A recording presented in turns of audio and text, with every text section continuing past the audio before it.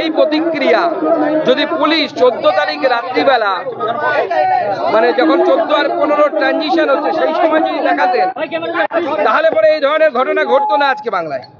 মুখ্যমন্ত্রী এই রাজ্যের প্রশাসনিক প্রধান, তিনি আজকে হাঁটছেন নির্লজ্জের মতো রাস্তায় যে অপরাধীদেরকে শাস্তি দিতে হবে।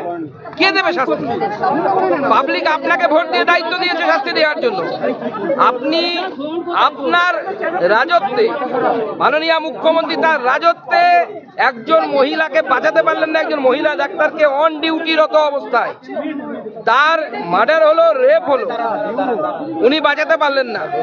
উল্টে প্ল্যান হলো যে কিভাবে প্রমাণ লোপাট করা হবে। কয়েকশো বা কয়েক হাজার আমরা জানি না, প্রশাসন বলছে 7,000 লোককে নাকি ঢুকিয়ে দেওয়া হয়েছে।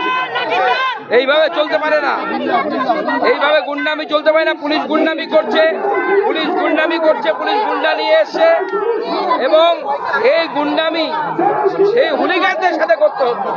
দম নেই কেন? তাদের চাকর নাকি এই পুলিশ? মমতা বন্দ্যোপাধ্যায় সরকার কি ওই বেলগাছিয়ায় যারা থাকে, যারা ঠিক গণভবন দখল করার মতো আর্জিকরের দখল করেছিল, তাদের চাকরের মতো কাজ করছে? এই পুলিশের কে আমরা ধিক্কার জানাই। বিনীত গোয়েলকে তার পদ থেকে অপসারণ করতে হবে। আর এই গোটা স্বাস্থ্য ব্যবস্থাটাকে মাফিয়ার হাতে তুলে দিয়েছে এসকেডি। কে এই ভদ্রলোক? কেউ বলে এসকে দাস, কেউ বলে এসকে দত্ত। কে? এই কি তার রোল, কি পদে আছেন? গোটা স্বাস্থ্য ব্যবস্থাটাকে সে লুট করে খাচ্ছে।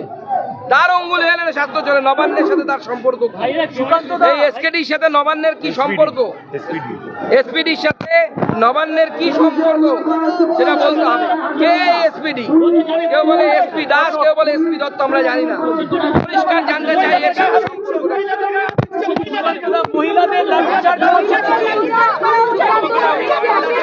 মহিলাদের উপরে এদের চাপ কেন উচিত? সিবিআই